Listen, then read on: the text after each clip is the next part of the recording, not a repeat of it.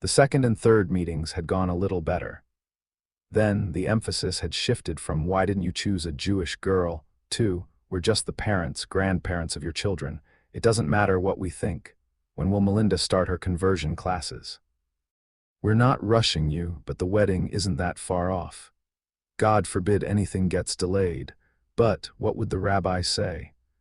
Always the concern about appearance, Bernstein sighed inwardly. The wedding was only a few months away. The meeting with the rabbi couldn't be put off. There was a get to sign.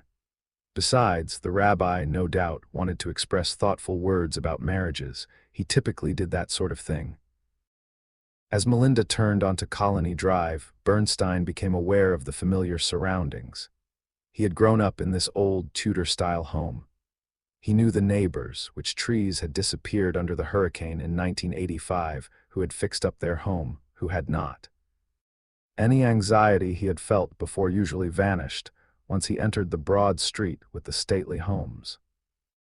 This time, however, it clung to him. He knew his parents would want an answer. They always did. Breathing slowly to calm himself, Bernstein readied himself for the coming session with them. He felt his muscles tighten. His head started to ache. Quietly, he began to silently repeat the Buddhist mantra, Om. The sound echoing inside his brain always relaxed him. Melinda steered directly into the long, paved driveway next to the large, three-story home. The basketball hoop, a reminder of younger days in this home, still hung on the garage, although the net was completely tattered from the wind and rain. Bernstein could see a small face peer through the curtain, then vanish. His mother was checking on them. Next, she'd look at the clock to see how close they had come to their predicted time of arrival. "Will you think about it? Please," Bernstein made one last plea as he exited the car. "I already have," Melinda replied. She took his hand. "Look happy," she said. "Your mother will think something is wrong." "My mother always thinks there's something wrong," he answered. "Jews are fed pessimism along with their niches." His mother would smell something was wrong before either of them actually reached the front stoop. She did. He could see the concern in her eyes as the door opened. She hugged him, but without much fervor. He kissed her proffered cheek with equal enthusiasm. "Dad's at the proctologist," his mother announced gleefully after greeting Melinda. "That's what happens when you eat treif." "Non-kosher food," Bernstein translated in an aside to Melinda as his mother led them into the living room. Sit," his mother urged, gesturing at the soft couch.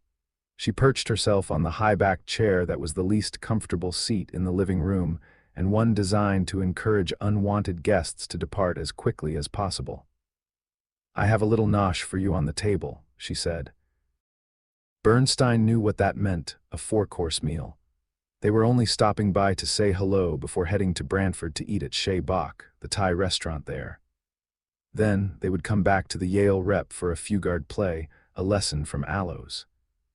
Not to eat, however, would be an insult, almost as bad as not converting. Bernstein suggested they move into the dining room. The table was overflowing with food, all set out in little plastic containers. "I had some things left over in the refrigerator," his mother reported. "There's lox, gefilte fish, kugel, chopped liver with lots of schmaltz, some whitefish, borscht, herring, and some hummus. Oh, I forgot the brisket. I think there's some chicken in the kitchen." Bernstein glanced at Melinda. "Nibble," he suggested, wondering how long her svelte figure would endure his mother's onslaught. "I would," she whispered back, "if I knew what most of this is." She sat down and probed some of the dishes with her fork. "Does the marriage license come with a dictionary and a cookbook?" she asked mischievously under her breath. Bernstein felt some of the tension ease away. She was still teasing. Maybe that meant she wasn't totally rejecting the conversion suggestion. He closed his eyes and said a silent prayer for God's assistance. When he opened them, he noticed immediately that Melinda was imitating him. The rabbi could not see them at their scheduled time. They sat outside his small office at the synagogue as a secretary bustled around them. Melinda held a small folder with the 2 birth certificates in it. She seemed perfectly relaxed, in her usual serene pose, as though sitting outside a rabbi's office was the normal thing to do. Bernstein had brought her to Friday night services, where he showed her some of the intricacies of Hebrew. She followed his finger across the page for a moment and then smiled. "It doesn't matter," she said. Later, she reported that the German her grandmother taught her was helping her communicate with some of the older people introduced to her during the Wung Shabbat. She was very happy to discover that connection. Bernstein was delighted to find yet another asset his fiancée possessed.